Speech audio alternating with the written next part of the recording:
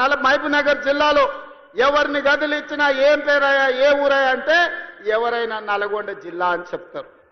ఇవాళ ఎస్ఐలు కానిస్టేబుల్ ఇవాళ డిఎస్పీలు అంటే నల్గొండ జిల్లా కేంద్రం.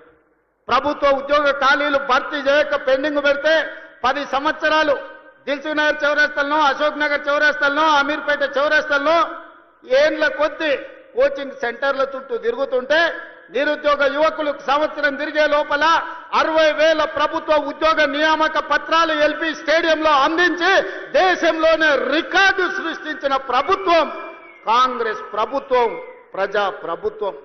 ఇవాళ ఈ వేదిక మీద నుంచి నేను మాటిస్తున్నా, 2.5 సంవత్సరాలు ఈ ప్రభుత్వం పూర్తి చేసుకునే లోపల 1,00,000 ప్రభుత్వ ఉద్యోగాలు ఇచ్చి 1,00,000 మంది నిరుద్యోగ యువకులను ఉద్యోగాలు కల్పించి వాళ్ళ కుటుంబం ఆత్మ గౌరవంతో బ్రతికే విధంగా ఉజ్వల భవిష్యత్తు అందించే విధంగా ఈ ప్రభుత్వం చర్యలు చేపడుతుందని చెప్పి నేను ఈ సందర్భంగా తెలియజేస్తున్న మిత్రులారా ఇవాళ ఆలోచన చేయండి.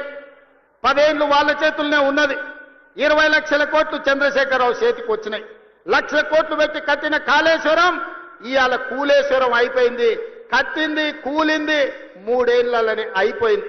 వెనకటికెవడో బుద్ధిమంతుడంట పందిరేస్తే కుక్కతో తలిగి కూలిపోయిందంట. చంద్రశేఖరరావు కట్టిన కాళేశ్వరం 3 ఏళ్లలో కూలేశ్వరం అయింది. నేను అడుగుతున్న ఇవాళ ఈడికి వచ్చిన వాళ్ళని ఇంజనీర్లను తెలంగాణ మేధావులను ఆలోచన చేయండి.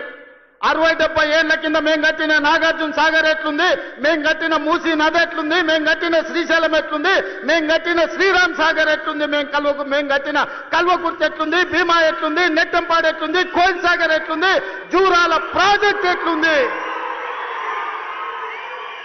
మాట్లాడదామా, చర్చ చేద్దామా? నాగార్జున సాగర్ కట్ట మీద మేం కట్టింది ఎట్లుందో మీరు కట్టిన మేడిగడ్డ సుందిల అన్నారం పోదమా? ఆడనే కూలిన కూలేశ్వరం కాడ మిమ్మల్ని ఉరి తీసినా తప్పు లేదు. మీరు కట్టుడు 1,00,000 కోట్లు మింగి